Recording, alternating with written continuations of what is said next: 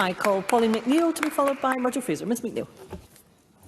Presiding Officer, I am delighted to follow Audrey Nicholl, who has done a fantastic job as convener of the Criminal Justice Committee, and I would like to endorse all she said about our joint work on violence against women and girls.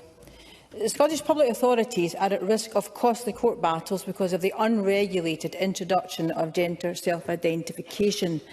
This was the Herald headline last week. To be fair, some of these policies have existed in public life for a while, in fact, probably since about 2014, but for long enough they went unnoticed and they were not publicly discussed. Jackie Baillie is right to say, as we say in the Labour motion, it is the government that has failed to enact any serious guidance on how public bodies manage policies that protect women's rights to single-sex spaces, but also protects trans people. The UK Supreme Court is considering whether having a gender recognition certificate changes a person's sex for all purposes under the Equality Act, so we'll need to wait and hear that decision. But it is at least clear there is not a requirement for public bodies to base their policy on self-identification. Public bodies are required to base their policies on the single-sex provision for private spaces. Public Scotland, the Scottish Prison Service, the NHS and universities have all gone beyond the law on the provision of single-sex facilities. They have failed to meet their legal obligations in relation to women and girls.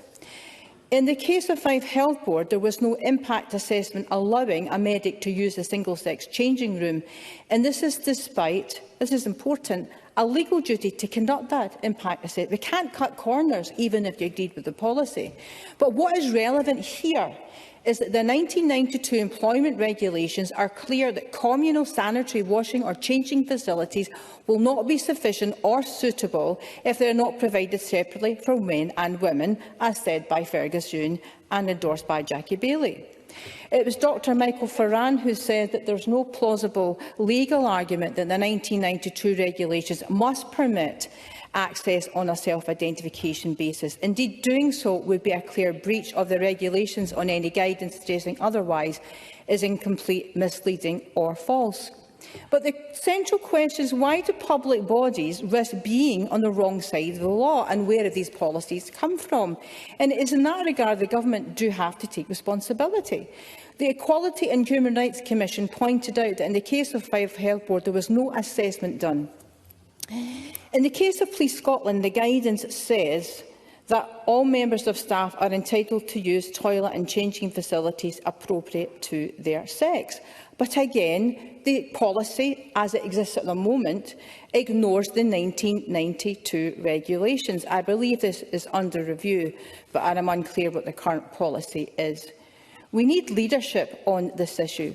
Women's spaces are about the right to dignity and privacy as much as they are about safety. And women should be central in the design of these policies because of the levels of violence against women and girls has never been higher. And none of these examples illustrate that women have been central to the design of these policies. Because it was the case of Isla Bryson that altered probably the public understanding of a self-identification policy.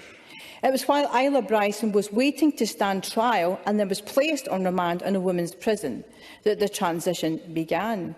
The government did seem to realise that this policy was problematic only when it became public.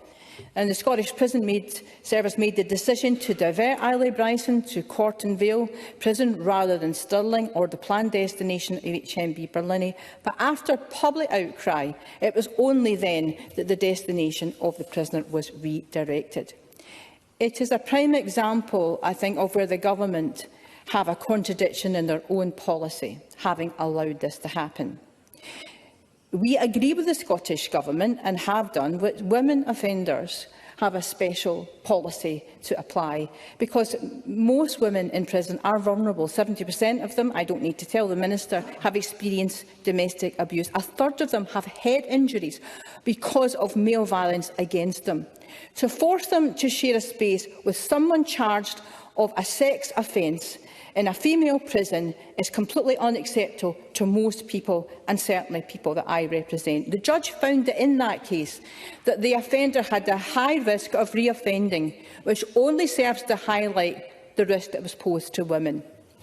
We don't have clarity over whether female prison officers have to search a male-bodied trans woman.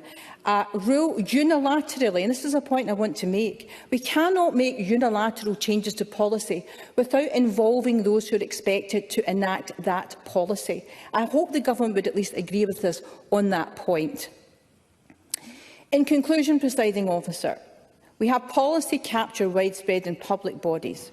The Smoke and Mirrors amendment by the Government tells us nothing really about whether or not they take any responsibility for this. We will work with the Government to protect women and girls and their right to single-sex spaces. We will work with the Government to make this policy work for all people, but please take some responsibility for the shambles that we are having to endure right now.